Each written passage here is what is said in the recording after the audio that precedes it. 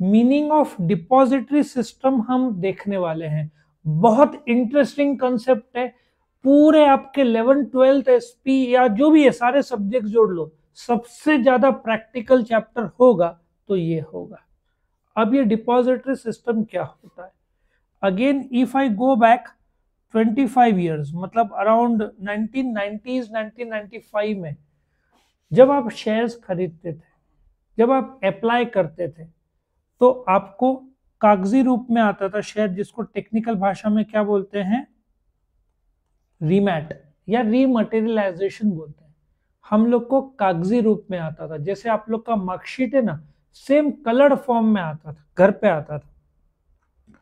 लेकिन उसमें कई बार प्रॉब्लम होती थी, चोरी चकारी, डुप्लीकेट, फट जाना, गलत एड्रेस में पहुंचना, रास्ते में लोगों का गायब कर देना। ठीक है। So again fully paid up shares, partly paid up shares में भी बहुत दिक्कत होती थी। तो ये जो रीमैट हुआ करता था, आप सोचो ना कि यदि दिन में 1 करोड़ ट्रांजैक्शन हुए, तो क्या आप 1 करोड़ कागज कब प्रिंट होगा? फिर उसको पोस्ट से भेजेंगे, आपको कब मिलेगा? रास्ते में पोस्टल ऑफिस से डिले, तो लोग फिर डुप्लीकेट बना के बेच देते थे, बहुत प्रॉब्लम होता था। तो गवर्नमेंट ने क्या किया, सोचा कि अभी ये कागजी रूप में बहुत प्रॉब्लम हो रही है, तो रीमैट के बजाय क्या लाया गवर्नमेंट ने? डीमटेरियलाइजेशन एक कंसेप्ट लाया। डीमटेरियलाइजेशन में क्या होता है कि शेयर्स को इलेक्ट्रॉनिक फॉर्म में रखा जाता है।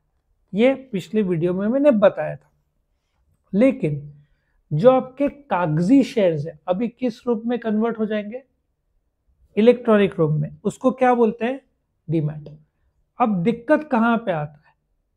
बैंक्स तो हो गए, बट कंट्रोल नहीं रखा तो क्या शुरू हो जाएगा? फ्रॉड। तो क्या जरूरत पड़ता है? बैंक्स का राजा कौन है? बैंक्स का राजा आरबीआई। तो डीमैट के लिए प्राइवेट संस्थाओं के बजाय क्यों ना गवर्नमेंट ने सोचा 2 संस्था ओपन किए जाए। अभी भारत में 2 ही राजा है, जैसे बैंक्स का राजा एक ही है, कौन? आरबीआई। तो ये जो आपको डीमैट कराना है, आज के तारीख में 14 से 15 करोड़ डीमैट अकाउंट्स खुले हुए हैं, 15 करोड़ एटलीस्ट। पर ये सारे के सारे 15 अकाउंट खुलेंगे कहां? तो ये सब हैंडल करते हैं 2 संस्थाएं, एनएसडीएल और CDSL. NSDL national stock exchange रहा तो एनएसडीएल का रोल आता है, बॉम्बे स्टॉक एक्सचेंज रहा तो सीडीएसएल का रोल आता है। ये वो संस्था है जहां पे आप अपने शेयर्स इलेक्ट्रॉनिक रूप में कन्वर्ट करते हैं। मेन राजा कौन है? डिपॉजिटरी। एक्चुअली जैसे आपने ब्रोकर के पास अकाउंट खुलाया, शेयर्स का ब्रोकर कौन कौन है? मोतीलाल ओस्तवाल ले लो, कोटक ले लो, लेकिन आजकल ये सब आउट होते जा रहे हैं। मेन सस्ते ब्रोकर्स आ रहे हैं, कौन कौन से? जीरोधा है, ग्रो, ये ज्यादातर आते रहते, कुछ ना कुछ नए नए एंजल ब्रोकिंग है। सो ये जो जीरोधा का टेक्निकल भाषा में क्या बोलेंगे? कोई आइडिया किसी को? इसको हम लोग टेक्निकल भाषा में डीपी बोलते हैं, डिपॉजिटरी पार्टिसिपेंट। क्या बोलेंगे? DP, depository participant. ठीक है। सो वाया द डीपी आप डिपॉजिटरी में अकाउंट खुलाओगे, आप डायरेक्ट डिपॉजिटरी से डील नहीं करोगे, वाया डीपी अकाउंट खुलेगा डीमैट का। हो सकता है पहले साल वो फ्री दे, बाद में अगेन जीरो दर आ तो 3 महीने का कुछ 99 या 100 रुपीज लेता है, साल में आई थिंक कुछ 400 रुपीज लगता है उनका। एक जमाने में तो बहुत ज्यादा कॉस्ट था, अभी ये कॉस्ट कम हो गया। सो डिपॉजिटरी क्या है? एक ऐसा इलेक्ट्रॉनिक सिस्टम जिसमें शेयर्स को इलेक्ट्रॉनिक फॉर्म में रखते हैं, उसको क्या बोलते हैं? डीमैट। ये संस्था जो कंट्रोल करता है इसको क्या बोलते हैं? डिपॉजिटरी। उसमें इंडिया में 2 डिपॉजिटरी कौन से? एनएसडीएल और सीडीएसएल। हाँ सार्थक, क्या बताया मैंने? बोल फटाफट। इलेक्ट्रॉनिक रूप में कन्वर्ट होता है उसको क्या बोलते हैं? Demat, dematerialisation. ठीक है।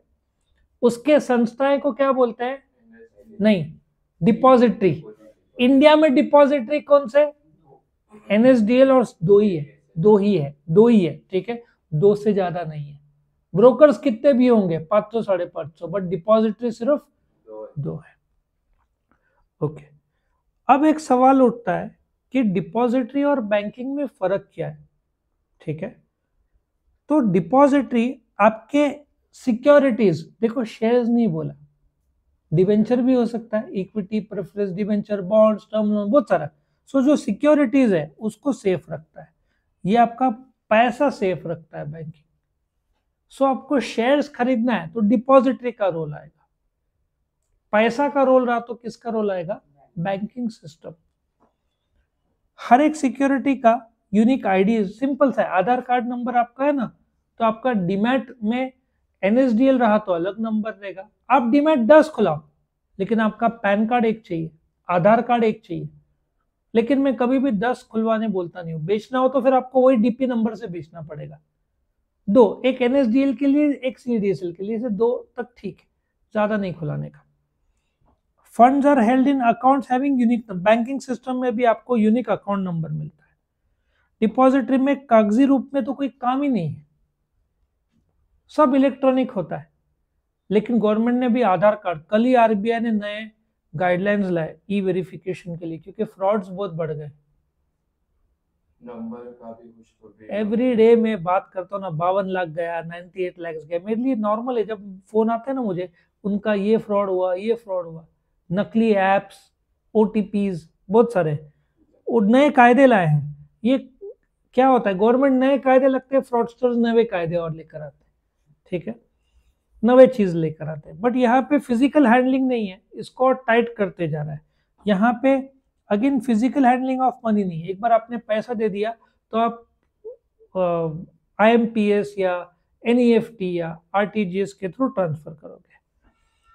सो यहाँ पे जैसे आप व्हाट्सएप में दूसरे व्हाट्सएप नंबर को मैसेज भेजते हो, वैसे डीमैट अकाउंट आपने बेचा तो आपके डीमैट से जाएगा, दूसरे के डीमैट अकाउंट में पहुंचेगा, ठीक है। यहाँ पे डीमैट टू डीमैट ट्रांसफर होता है, बैंकिंग सिस्टम में अकाउंट टू अकाउंट ट्रांसफर होता है, या आईएमपीएस में मोबाइल टू उसका जो लिंक्ड होगा अकाउंट नंबर उससे जाता है। तो ये मेन फर्क है डिपॉजिटरी और बैंकिंग सिस्टम में, ठीक है। एक शेयर्स का कंट्रोल रखता है इलेक्ट्रॉनिक फॉर्म, और एक बैंक्स पैसा का संबंध रखता है, ठीक है। ओके, सो ये खत्म हो जाता है। यहाँ पे एक और चीज बोला नहीं है, डिपॉजिटरी एक्ट 1996 से इधर बैंकिंग रेगुलेशन एक्ट 1949, ये भी बोल सकते